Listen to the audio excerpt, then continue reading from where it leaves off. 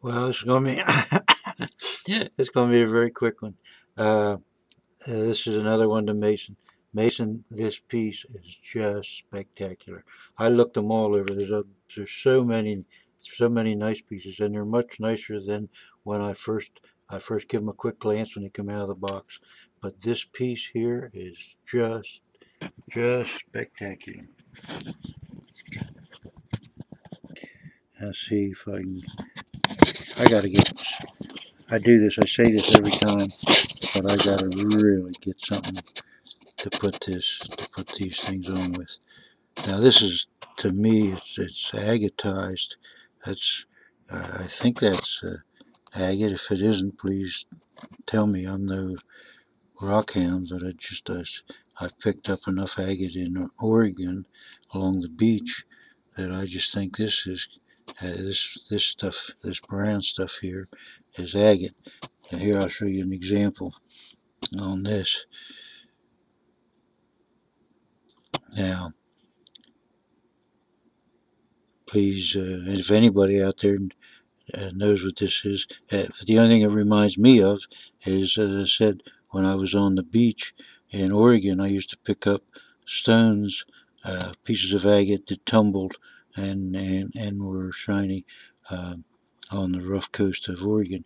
But this piece is just spectacular. Has little crystals in it. You can see they should pick up. Some of them should pick up the light and glisten here.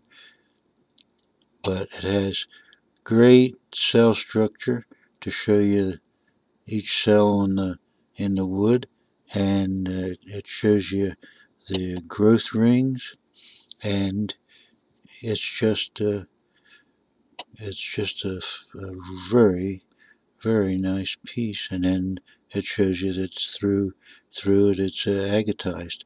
I love to cut this in half sometime and polish the inside, but it is really nice. And Mason, you found a beauty. I mean, they were all nice. I was so happy with them when I first took them out of the box. But now that I look at some of these, and then I look at this one, you can see the little crystals. See them? How they're reflecting the light in there. That this is a beauty. Now I know there's giant logs out there and all that crap, but you don't need a giant log to have a great piece of petrified wood. And and believe me, this is very nice. Let me quick take. I hate to do this. This is stupid in the middle of this, but let me run over here and get a piece, and get a piece that maybe my thing will stretch over here and show you a piece that's got a lot of crystals in it that I found out when I was in Oregon. Now here I go again. I'm not. Uh, you can see I can't see my screen from here, so I don't know if I'm too close or too far away. But then look when you turn it over. Huh, I should. This is going to gross you out. But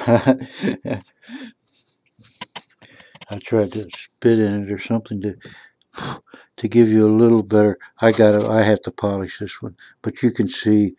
Uh, I gotta polish this with a toothbrush or something, get all the dirt out of there. But this is just crystal after crystal after crystal. And this I found years and years ago.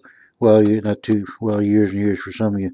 Back in the '60s when I was going to school in Oregon, this was just a this was just one of my better finds of all time.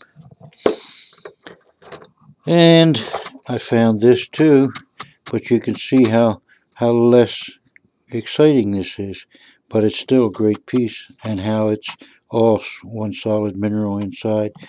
This I cut this, I cut that in half.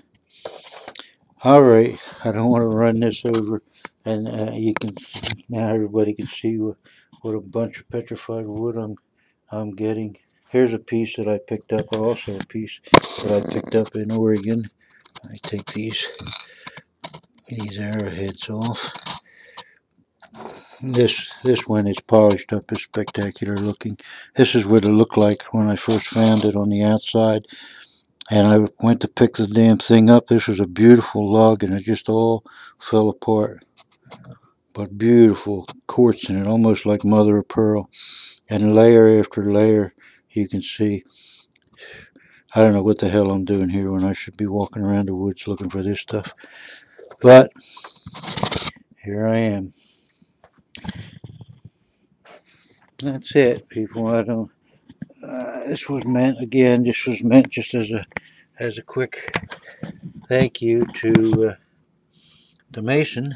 And anybody else has anything really nice there, and if they have a Skype, by all means call me and give me your Skype thing, and we'll take a look at it.